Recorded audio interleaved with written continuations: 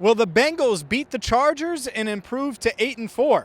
Hi again, everyone. I'm James Rapien with AllBengals.com and Cincinnati Bengals Talk here outside of Paul Brown Stadium on a nice weather Thursday, less than 72 hours away from Bengals Chargers here at PBS. And let's be honest here, when you think about the Los Angeles Chargers, it probably ends with who they have at quarterback. Justin Herbert, the second-year quarterback, the gunslinger, the guy that can push the ball down the field, and he's got all the physical tools, and he can run the ball. And Jessie Bates knows how challenging it's going to be to face number 10. I think he's a really good quarterback. That he's still young. Obviously, I think sometimes once you disguise a little bit, he kind of gets him to kind of slow down, and he uses his feet, which is he's really good at. So it kind of bails him out from being a younger guy. A lot of times, these young guys come in and they don't see the first read and they kind of just crumble up. He does a really good job of getting out of the pocket and extending plays. So I think he's a really elite quarterback that'll continue to evolve to one of the best ones that you'll see. He's able to use his feet, so the RPOs and all the boots gives him a lot of options to call. And then you have 30 out of the backfield. Usually, the teams that we faced this year, usually it's like one problem, like one, the running back can get out of the backfield, run an angle route. But you also have Keenan Allen who can run the option routes. And then you got Mike Williams on the deep route. So there's just multiple options for the young kid, Herbert. And he's done a really good job of getting the ball to those guys. It definitely it ups my awareness to, the kid can throw the deep ball. But I think there's tendencies and stuff like that where you can see where and who he's throwing those deep balls to. So, it's something that I definitely look into. Probably take a couple steps back to respect him. So, but on the other flip side, I think I get really excited for those things as well, for people to kind of finally be able to take some vertical shots down the field. So, excited. The most interesting thing that Jessie Bates said there to me was how he kept referring to Justin Herbert as a young guy. And he is in his second year, so he is a young guy. But naturally, I did have to ask him about Joe Burrow, because in the 2020 draft class, Justin Herbert, Joe Burrow certainly went toe-to-toe, so to speak, to be the number one pick. And Jessie Bates, well, he didn't leave any doubt on who he would take. I thought Joey B was the number one pick for sure. He won the national championship for a reason. It's Joey B or nothing for me over here. The Bengals are 7-4 in large part due to their defense, but naturally their offense, especially over the past 6 weeks, has really gotten going. They've scored 31 or more points in 5 of their last 6 games. They're 7-4. They're trying to keep pace in the AFC playoff race. And a big reason why is because of Tyler Boyd, is because of Jamar Chase, is because of T. Higgins in these perimeter blockers. And that's something Brian Callahan talked a lot about on Thursday, is how good they are blocking. And you think of Jamar Chase, you're thinking of the big plays. You're thinking about Tyler Boyd making a bunch of catches on third down in the slot, T. Higgins and what he's capable of doing. But that was one thing that Brian Callahan talked a lot about. And so I asked Tyler Boyd, naturally, how much fun he's having this season, because he's not putting up the astronomical numbers, the crazy numbers that he's put up in years past. But the Bengals, for the first time since he got here in 2016, they have a winning record. I'm having a lot of fun. The most fun I had since I've been playing in the league. Like I continue to say, this is the best team I've been a part of. And just having so much firepower. It can go any guy's direction. T finally got his 100-yard game. I got mine week 4, and Chase has just been going crazy, because he's the rookie and teams really wasn't really respecting him at the time, and now they do, so that just opens up other guys again, so whoever has the hot hand at that particular game, that's who we feed him. We winning. It's going on our way. We've been working our tails off this whole year, and myself, I've been working hard ever since I've been a part of this organization, and all I ever want to do is win. That's what about, and whatever I can do to help the team do that, I'm fine with it, despite the yards and things not being where I wanted to be. I know my value. I know what I bring to the team. So, whatever I can do to help the team, I'm fine with it.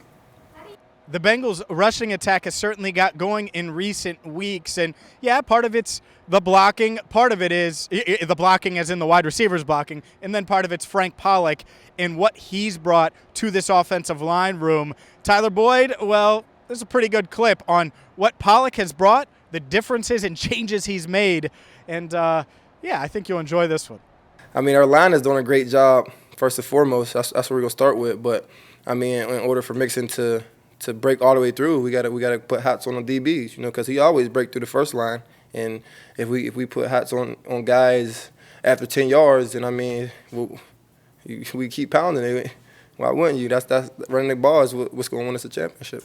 It's definitely Frank for sure. He came in and guys they love Frank since the moment he left, and even Mixon can tell you, man, he wanted that guy since the moment he left. Like, why did he leave? And I know Pollock is the guy that really strive for the run game because he don't take nothing from nobody. He's not going to BS you. He's not going to take anything for granted, man. It's straight, hard-nosed football. You go hit the guy or you going to be hit. That's his MO, and that's what I love because he's a guy that likes to get it out the mud, and that's what the run game is all about. There's a lot of talk about Justin Herbert. Naturally, the Bengals are going to have to prepare for Austin Eckler, Mike Williams, Keenan Allen. There's a lot of weapons on this Chargers offense, including Jared Cook, who almost underappreciated at this stage of his career, but could certainly be a threat for the Chargers this weekend against the Bengals. But on defense, what do they bring? Well, not only is it Derwin James, who we'll hear about in just a second, but they're really challenging pre-snap. Here's Brian Callahan on what Joe Burrow, what this offensive staff is going to have to do to get ready for Sunday. They do a really good job of holding their disguises of their coverage. They disguise their leverages. So they do a nice job of not letting you know what exact coverage they're playing, and you can tell it's part of what they coach and teach and how they operate. And so for a quarterback, your post-snap verification is really what's happening as soon as the ball is snapped, and is the leverage the same as it was pre-snap? Is the safety in the same location as he was pre-snap? So as the ball is snapped, they move into position, whether they're dropping in or widening out or whatever that may be. For the quarterback, it's really important to confirm a post-snap of what has happened to the secondary and the underneath coverage. So it's pretty standard. Every quarterback does it, but this is a week where you have to be pretty dialed into the post-snap coverage rotations and changes. Derwin James is arguably the best safety in the NFL. Callahan had nothing but praise for number 33. He's physical. He's fast. You can tell he's a smart player. They use him as a safety, as a linebacker in some of their dime packages. He's a great blitzer.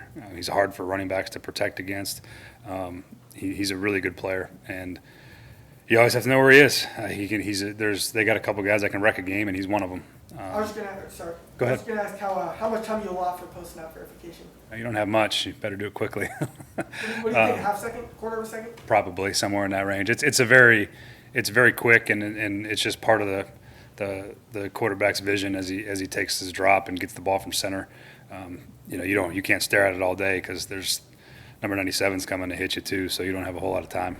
One reason why the Bengals' ground attack has gotten going over the past couple of weeks is because they've had some stability at right guard due to 2020 6th-round pick Hakeem Adeniji being inserted into the starting lineup and making a difference. Callahan had nothing but praise for the second-year offensive lineman, but does admit that, he's got a little bit to work on and some growth that needs to happen, but he likes what he's seen so far. I've been very pleased with what he's done so far. He's settled in every game. He's gotten better. You see him playing with better technique. He's playing with better leverage.